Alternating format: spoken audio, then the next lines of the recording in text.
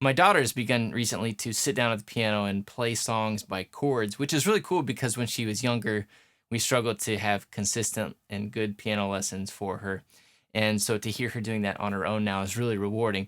But as she's been doing that, I've been giving her some little tips here and there and just some ideas where she can kind of take it next. And she's done a pretty good job of implementing what I've leading her to do. And so I thought some of those things would be helpful for anyone who's starting out to play chords on piano. And so I wanted to share those in this video today. Thanks for joining me. My name is Peter, and you've reached Our Worship Sound, where we're working to make worship keyboard technique and technology easier.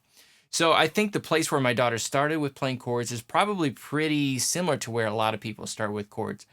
And you have this song or this chord progression that you're trying to play, and one way or another, you figure out what notes go into that chord, into those chords. And so what you do is you take a progression like this, where the C, F, A minor, and G, and you play the chords like this.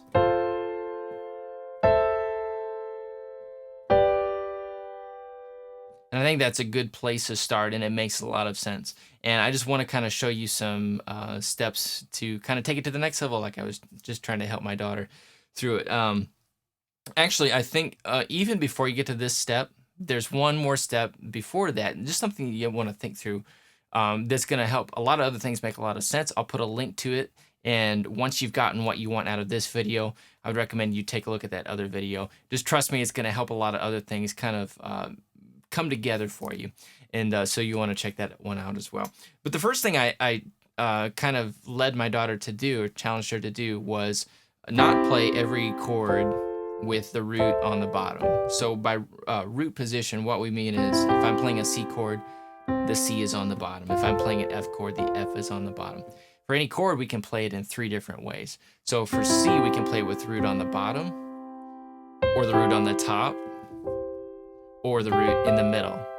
Okay, and we call these inversions. And so starting to use inversions will help your chord progressions in what you're playing by not only avoiding having to move your hands all over the keyboard, but also just creating smoother sounding progressions too. So here's a really practical way that you can implement some inversions into a chord progression that you're using.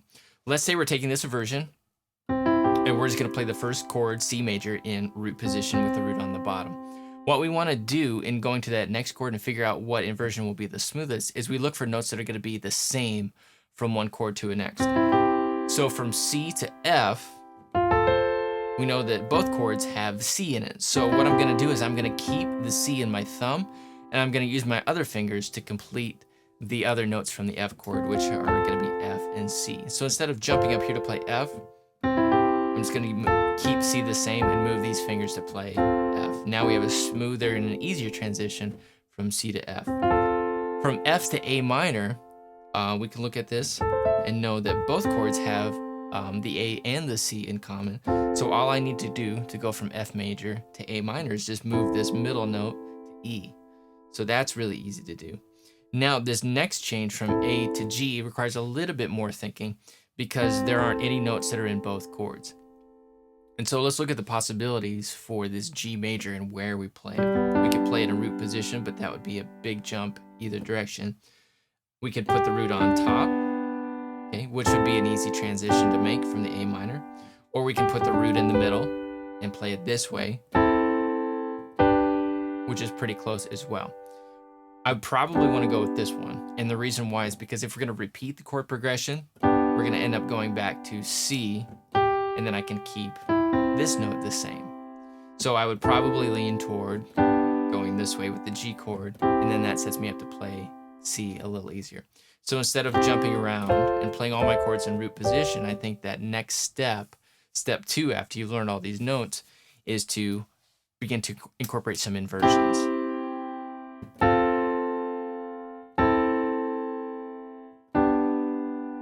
And then we already have a better and easier to play progression.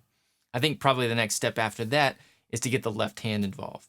And even if you just play the root note of the chord in the left hand, you add a lot of fullness to the sound of the chords.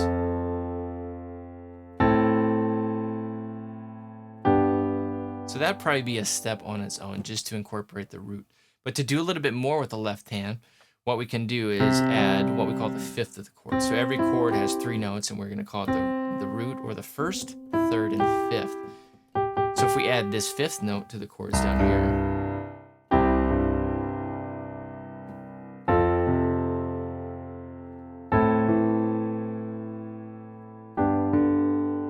you can hear that it really fills out the chords, okay?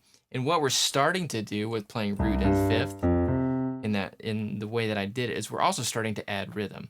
So the thing we want to do is going to lead us into the next step.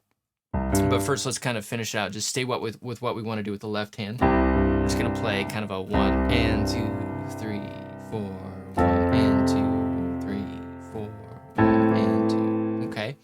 So from there, I think the next step after you've added the left hand, you've done inversions, you've done the added left hand. Now we're going to incorporate some rhythm with it.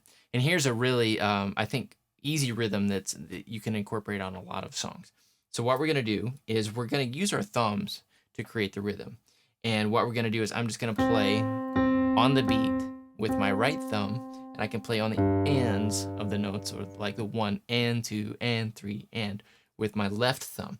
So it's going to sound like this.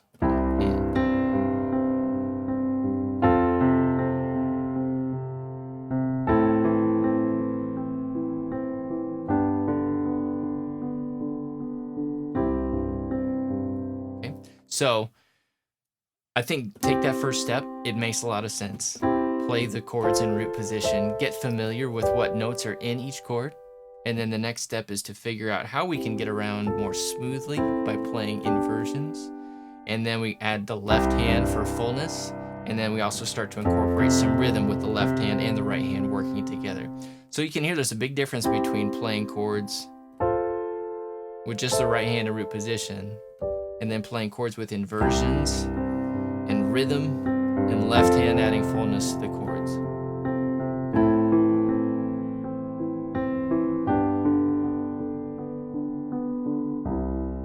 And that can get you a long way. Certainly there are more steps to take after that, but that's going to get you a long ways down the road, and especially if you can learn it with several different chord progressions and work through those processes with other chord progressions. That's going to get you a long ways down the track as far as playing chords by piano. So I hope that helps you get going with more and more chords on piano. Let me know if you have any questions or comments. You can just put that in the comment section below. Be sure to hit subscribe for more information and notifications on videos when they come out. And we'll link a video or two here at the end of that so you can kind of explore this topic a little bit further. Thanks for watching, and we'll see you soon.